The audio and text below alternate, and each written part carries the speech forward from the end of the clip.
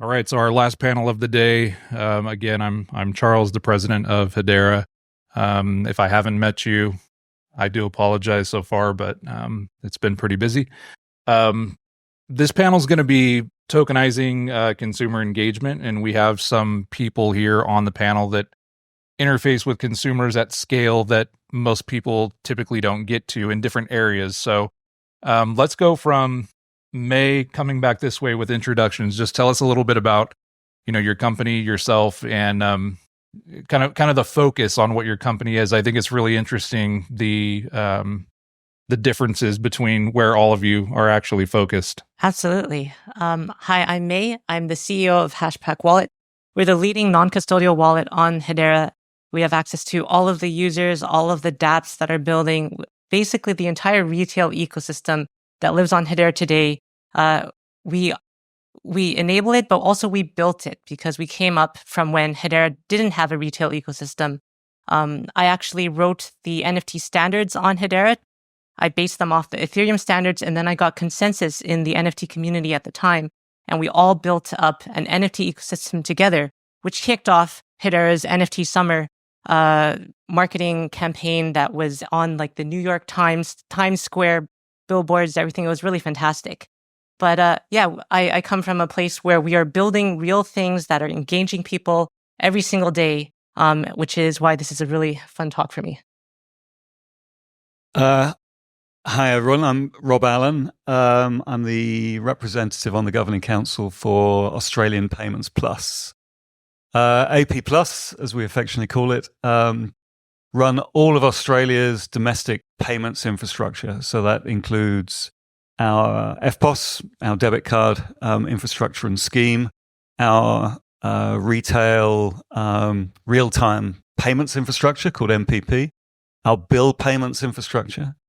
We've also got a digital identity business called Connect ID, which I built, and a Beam wallet, so a retail wallet for Australians. So we've got all these digital businesses, all payments focused. We've only got 27 million people in Australia, so it's not, it's a big country, but it's not very populated. But every single one of them, well, bar the children, I guess, have regular interactions with one or more of our schemes and services. So it makes Australia a really good testing ground for a lot of this technology. And we've been on the Governing Council for nearly 4 years now. And hopefully I can explain a few of the amazing projects that we've had running on Hedera over that period of time. Yeah, Xiang is my name. I'm leading the global COE organization for digital strategy and blockchain for Mondelēz International. As probably you guys know, Mondelēz is a top 3 CPG company in the world.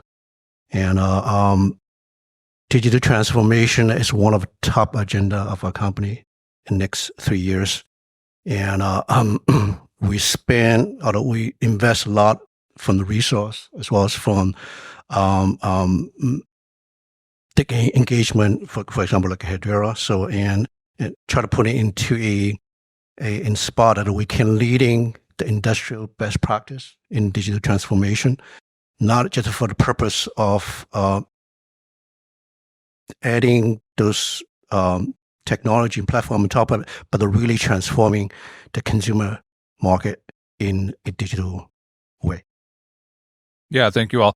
Xiang, I want to come to you first. So, we talked about tokenizing interesting things, and I mean, we could be talking about tokenizing Oreos at some point. Is that, we may be talking about that, but I think you have a really interesting challenge to overcome. And one of the things that we've talked about before is the paper coupon. Why has the paper coupon been such a challenge for Mondelēz when you think about this moving forward? And what kind of prompted you to engage in the research around, well, what if we made these coupons digital? So the challenge, and then what are the advantages you see moving away from the paper coupon? I just found it really interesting. Absolutely. Yeah. Consumer satisfaction and consumer experience are one of the very important process that Mondelēz put in place to make sure that we also put a lot of emphasis on this one. So prior to the digital coupon project, Mondelēz is sending a massive amount of paper coupons on almost daily basis, right? We're talking about only U.S., but we're not talking international. It's just U.S. with a massive amount of paper-based coupon to the consumer. So we don't have a lot of insight in terms of how the consumers redeem those coupons and where those consumer redeem. We don't even know it whether consumer ever redeem any of the coupons, because we all know it. Most consumers are going to be throw away the coupons once they pick up from the mailbox. So in order to do a complete change in consumer satisfaction, we come up with idea to move away from paper coupon into a digital format. So, and we are been working with SKUX, one of the implementation partner from Hedera, back August last year, and we're putting those ideas. The process itself is very simple. So we're trying to make sure that we can utilize Hedera platform to building a more scalable solution on top of this. So just giving a sense, some of the statistics, we've been live digital coupon both in US and Canada. And we're going to moving to Latin American space, Mexico, Brazil, and Argentina next year. And from some of the very interesting statistic point of view, right? So a paper-based coupon, average consumers take 7 to 10 days to redeem a coupon. And using our digital solution, it's take 20 seconds. And we also have a complete insight how the consumer redeem those coupons, which retail store redeem it. We don't know yet which product they can buy, but this is going to be the next functionality we're looking for it. But we pretty much know which retail store redeem it with Walmart, Target, or CVS.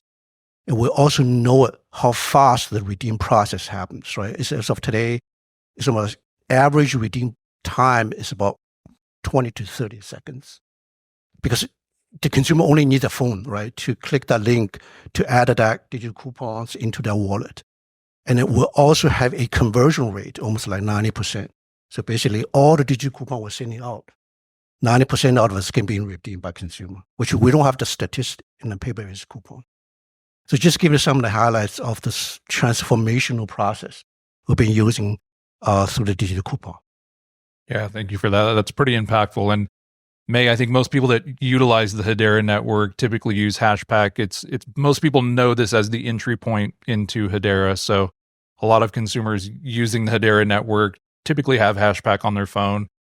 From a consumer engagement standpoint, do you feel that the Web3 native consumers that are entering through your platform are typically looking for some of the same advantages that Xiang just covered around faster settlement? Are they looking for gamification reward? What is it that the Web3 consumer is looking for by utilizing Hashpack, and how could that interface when you start talking to larger brands yourself? Yeah. What are some of those gamification or reward features that you could bring to, brands like Mondelēz or others in the ecosystem? Well, I think that the consumer engagement question, when it comes to businesses engaging with their customers, is very interesting from a Web3 perspective, because Web3 as a microcosm of culture is all about being in tune with the community of that company. And, you're talking with the head of Cardano or the head of Hedera when you're buying into their token, for example. And so you've got this idea of tribalism in crypto, where people are very they are very emotionally attached to whatever L1 that they are doing, and that's seen as a very negative thing. It's kind of, you see a lot of toxicity in the space and a lot of that kind of stuff that goes into the mainstream media. But I think that is like what was said in one of the earlier panels. It's just kind of noise. It's really what you're seeing is the advantages that Web3 can give to the consumer to make them feel more attached to the brands that they're engaging with, and ways for the brands to engage more with their customers. And if you look at this from a Web2 perspective, from a mainstream perspective, there are lots of industries that have very fanatical fan bases, sports teams, fashion brands, that kind of thing, where people really identify with the products that they are getting. And Web3, when you peel back the sort of fanaticism of it, and you use what the technology offers you, I think it opens a lot of doors with how you can engage with people who own your product. Just like Xiang said, you don't know who redeems your paper coupons, but you absolutely do know who purchases your digital asset. And if that digital asset is transferred and perhaps bought by somebody else because it's a liquid asset, you now know who owns it. And now you have access to the information of who your most biggest fans are, your super fans, who are the ones that are bringing the most value to your customers. And actually at Hashpack ourselves, we are a wallet company, which has a very big fan base on Hedera. People love Hashpack. I've been to conferences and people are like, oh, you're May. Oh, I see you all the time. Just to put into perspective, I run a wallet. When has been the last time you've met the person who wrote your bank app and been excited, right? This is unheard of, but it's because Web3 offers a chance for us to engage with people. And I think when you understand that power, then as a brand that engages with your consumers, you can make it into something that is responsible, that is value add on both sides. And I think that's the real benefit here that is untapped. Yeah, I think that's huge. The community excitement around Web3 products in particular is quite insane. And I mean, Rob, on I don't want to say the boring side, but let's say the national payment infrastructure data that comes through from debit cards. I think one of the questions I'd have for you is, utilizing this technology, how much of that really matters to the consumer themselves when they are trusting in the national payment infrastructure? Do you go to market by saying, this is protected by Hedera, this is protected by a DLT?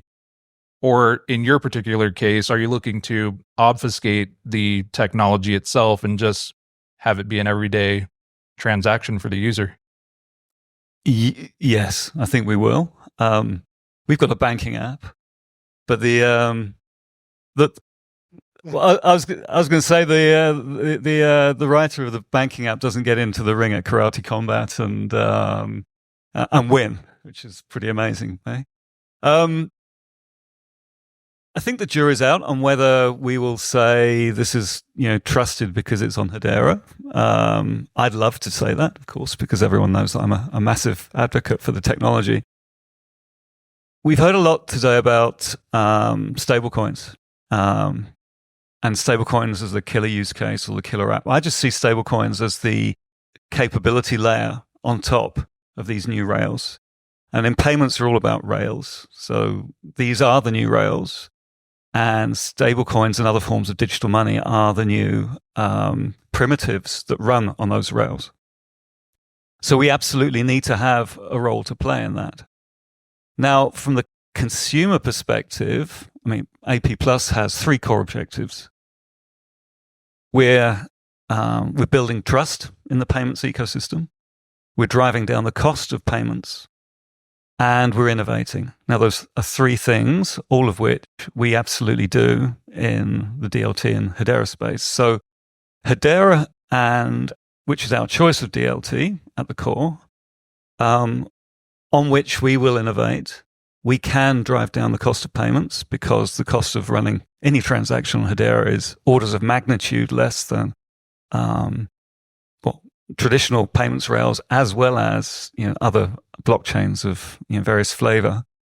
And trust is inherent in we are the trust layer of the internet, we like to say. So trust is inherent. So those 3 core pillars are addressed through the adoption of technology like Hedera. Now, should the consumer know about that? Probably not. We don't tell them what databases we use or what payment gateways we use or what host providers or cloud-based services we use. So should we? Well, I think maybe we should, but we should certainly leverage all of the massive positive beneficial factors that Hedera brings. And that's what consumers really care about, right? They may not worry too much whether the cost of a payment is 5 cents or 1/10 of a cent. I suspect businesses will. I know businesses will because I speak to them all the time. But in terms of individual payments for coffee or payments for normal retail uses, probably not initially. But where they will be interested and where our focus groups and our proofs of concept have really resonated is where we can bring new use cases to bear. So where we can stream value for micropayments. So you can stream money for streamed content, pay per page, pay per second, pay per track, pay per anything really. Because you're driving down the cost of payments. So now it's commercially viable to actually run these new use cases without, ads or subscription services getting in the way. This friction you want to remove from the system, and that's where consumers benefit. Also, things like cross-border payment, which really are driven, the cost is driven down, and that was mentioned earlier. Again, stable coins and other forms of digital money. We talk about stable coins as a kind of catch-all, but there are deposit tokens, which are claims against a bank's balance sheet rather than against some kind of fiat in escrow. So different forms of digital money. We're seeing tokenized money market funds. I don't know whether Duncan's still in the audience here, but money market funds tokenized effectively give you a new form of digital money that is yield bearing. So you're actually getting rewards or interest on holding these forms of currency, which you can then exchange in familiar ways. So there's all this added value that you can add on top of use of DLT for payments, which actually I think is very sexy and very cool and not boring at all. Yeah, I think one of the other pieces to that is, the security, and especially when you're talking about the consumer holding PII, holding information. Xiang, you had talked about just the level of fraud that comes in when you're talking about couponing in general is an area that's always been an interest to you. And I found it really interesting, the amount of fraud that actually happens with that really, really, because especially at the scale that you're working with, has a huge negative impact on some of the brands if it isn't handled properly. So can you speak to that a little bit? Yeah, absolutely. So I think that, just go back to the example, like paper-based coupons. So basically, everyone can just do a photocopy and go to Walmart or Target and to redeem it. You can never verify with this accuracy. So now with digital, you instantly kill the potential very easy fraud process. But I just want to add to what Rob said, right? So, I've been with Mondelēz only a year and a half. So before that, I spent 20 years in high tech. So the one most impressive things I've learned in a CPG company is the massive amount of transactions. The number of transactions running, whether it's a consumer base or the customer base, it's incomprehensive. Sometimes you just feel like just one of those examples, cross-border payment, right? We have to talking about the internet as well, try to build one use case on that as well. And it's almost like consensus within business that's a certain business hurdle that we always are running on a daily basis, right? So it's high transaction fee and multiple days of clearing fees. So all those things happens every day on the transaction in huge volumes. In order to prevent from that happening or to reduce the cost, inefficiency, and there's a potential to running those stablecoin-based Web3 applications. So those areas we see huge potential as well, and we try to address some of the use case using DLT platform. Yeah, I think there's a lot of things you can unlock using a DLT platform that are really helpful. And I know, Rob, you've worked on some loyalty and reward schemes, recently. What are some of the advantages that you've seen on maybe some of the things that using a DLT to run those programs actually activate that isn't possible with traditional technology? Yeah, we a couple of our projects focused on the problems to solve in the cash rewards or cashback type systems, which are broken. They're not typical rewards programs, but it's where you get a marketing budget to fund a cash back for having purchased a thing. A pair of Adidas sneakers, for example, I've spent $400, I get $40 back to go and spend. But it's a cash reward, and it's not tying me into actually spending that with Adidas. So I go and spend it on my groceries or something. It's a very leaky system. It's a broken system. There's no stickiness or loyalty kind of embedded within that system. But if you tokenize that cash reward, you can actually program that money to, in our case, provide a bit of an uplift when I spend it back with Adidas or with a retailer that participates in some kind of affiliate program. That then encourages me to actually spend that $40 back for $45 or $50, and everyone wins, because at the moment no one wins except for the customer, right? The marketing budget, has gone from the brand. The retailer doesn't get any benefit from getting the footfall, and I go and spend it on groceries. But if I spend it back, then the cost to the brand and the retailer are really cost of goods, not with margin, and I get the benefit of the additional reward. So we've tested that. We've tested that through all those digital businesses that I talked about. We've got some identity aspects in there. We've got the wallet, and we've got the rails using the stablecoins. So Hedera Stablecoin Studio enables us very easily to create stablecoins that are matched to those sorts of use case. And then because they're tokenized, well, firstly because it's on Hedera, you can do micropayments out of the box. Stablecoins doing micropayments is pretty cool anyway. But then you add the rewards kind of aspects on top, so the programmability. Take it a step forward, you can start adding additional layers of value onto those same tokens as well. So they can become very contextual. We ran another project very recently, which is resonating with some of our retailing members. So we've got two of the biggest retailers in Australia, Woolworths and Coles, as members of our schemes, and they run payment switches. But of course, the majority of Australians shop with those two retailers. We are encouraging positive behaviors through the recycling of plastic bottles. So the plastic bottles give us a return. And because the source of that token can be identified as being a kind of an environmental impact positive source, then those retailers are giving us additional benefit for having spent those micropayments back with them. So you can kind of riff on all sorts of different ways. And that's what we're doing at the moment. We're seeking to find the right fit that enables the consumers to actually be engaged in a way which the retailers and the outlet can encourage them to come back and spend their money.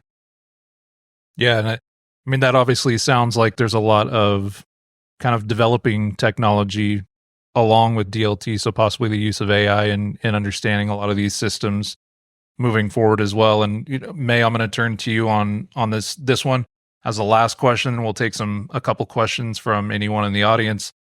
But like you'd mentioned before, a lot of the standards, a lot of things that started out in Hedera, you and your team were responsible for. And I think, every time me and you have our calls, you're always building something new.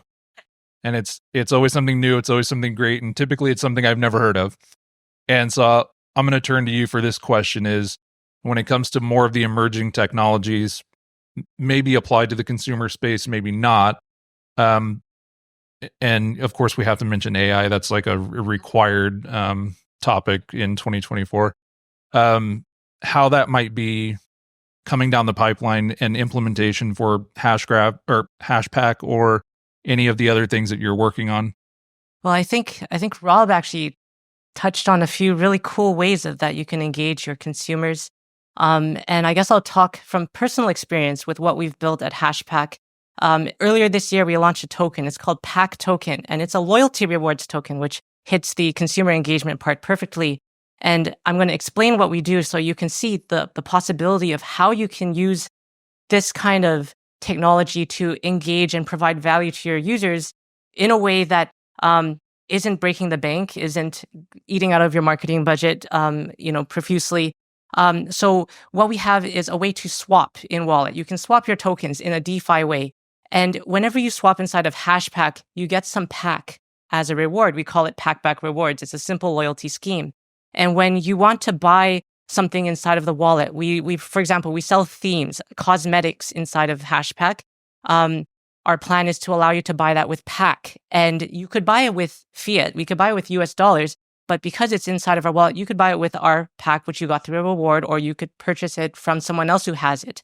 And then another interesting thing that's happened is that people have started to use Pack for their marketing schemes in their platforms on DeFi because Pack has a brand value. And we have NFTs that are sort of our membership club NFTs. And people have started to implement, so we have membership NFTs right now. They give you a special cosmetic in your Hashpack. And they also let you visit a special part of our Discord that only members that have that NFT have. And that's something that's discussed in these kind of consumer engagement things all the time. But what's interesting is that in Hedera, there are also sites that are adding in those NFTs as special membership NFTs for their own sites because there's brand value. And so one of the things that DLTs, distributed ledgers, gives you is access to collaboration across the entire ecosystem. And that is very powerful and something that doesn't exist in Web 2 and very, very exciting. And so when we see I'm just going to bring it very quickly, Starbucks loyalty program, Nike creator rewards, all of these are siloed platforms that use NFT technology, DeFi technology, but they're all siloed on their platforms because these companies are very careful about what they're doing. They don't want to break the box too much. But this is the possibility of what you can do in the future. Collaborations make it very easy. Writing the standards so that everybody who uses NFTs can now see NFTs and use them on their platforms, which is what I wrote. I wrote the standards on NFTs and got it picked up across the entire ecosystem.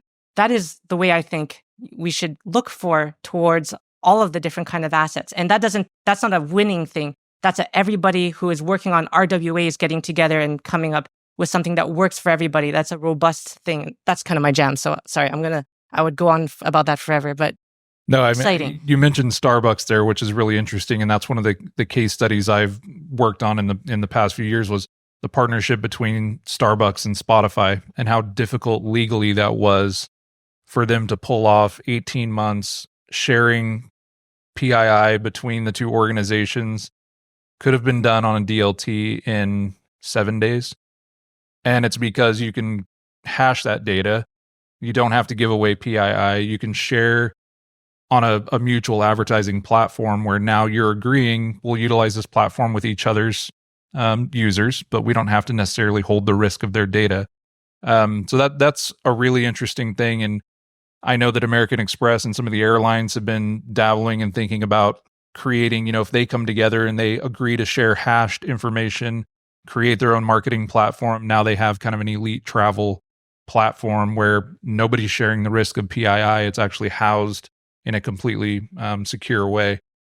So we are wrapping up. Is there any questions out there that we may be able to answer? Simon? Just to flesh out one point that was tangentially made, but I think it bears emphasis, is that with the cashback programs, a lot of times in the countries, the accounting rules say that for every, let's say, $1 you have in cash back, you need to reserve $1 on your books. So one of the beautiful things about these crypto-backed programs is that you create the crypto. So if you are using the Rob's Adidas example, if Adidas has $200 million worth of cash back out, then that $200 million is frozen in their balance sheet and they can't use it. Whereas if it's crypto back instead of cash back, then they can that frees up the $200 million for other productive uses. So it's just another compelling reason to do the cash back system. Yeah, absolutely. Yeah. I was going to say, that's one of the biggest challenges that Delta Sky Miles has mentioned in the past is that they don't know when somebody's going to redeem their points. They always have to account for them. And so there's always money that's sitting there that is not being put to use. And it's always been one of their biggest frustrations. It's called breakage. And it sits on the balance sheet for a very long time. Jim? Yeah. Great job, panel. I wanted to just have a little segue from what you were saying, Meg.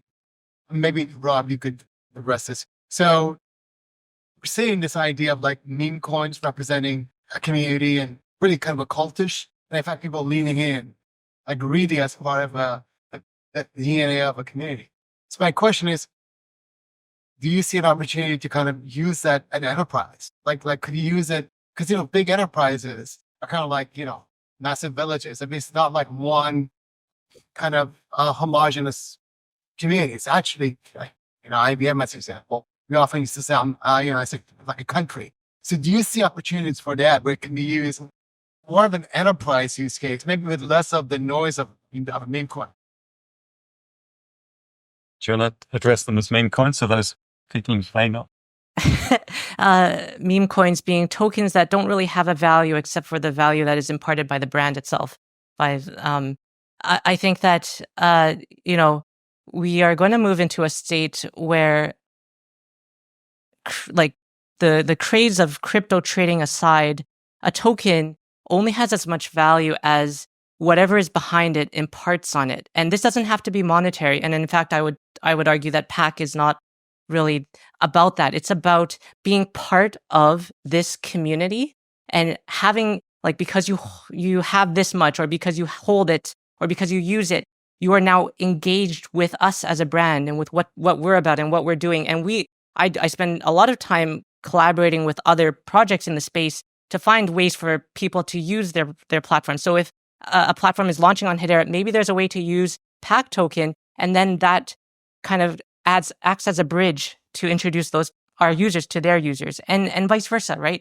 I think that brand value is really what we're going to see when it comes to the future of this, where we're away from the gambling of, people are probably going to give me flack in my community about that kind of thing. But value is really the important part here. So if you as a company that are releasing a token, there's some value behind it that means something, that isn't just you can sell it later for more, but it means something. I think that that's where an enterprise can find a lot of use for it and bring value to their customers. I think that's a great point. So meme coins are this cycle's NFTs. And in the same way as the last cycle's NFTs actually weren't just fun and froth, they actually created an understanding of what a non-fungible token could be used for, which is basically everything that's tokenized that isn't fungible is by definition non-fungible. And therefore, there are a lot of learnings that came out of that.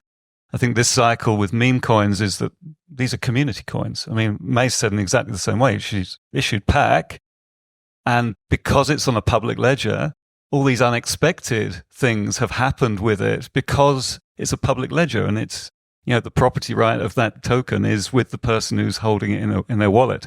So you can't tie them to a particular use of those coins. And that's the really interesting thing about Web3 is it's very much community based, and the communities can do whatever they like. And so meme coins are community coins ultimately, and potentially brand coins. Sorry. Yeah, Charles. No, I was going to say one of the simplest ways to break this down, and I talked about this earlier today, is the cult culture community economy. So cult and culture is typically pretty easy. That's where you get your meme coins that don't have intrinsic value behind them. Cult, you move into culture. Now there's a lot of people starting to say, hey, what's this all about? Community is probably the most difficult hurdle that most coins never get past. Once you get that community in place, then you have to think, now I have a city, how do I create the economy? So the community and economy portion almost never gets built. It's very difficult to do. But we have run out of time, so I do want to thank our panelists here.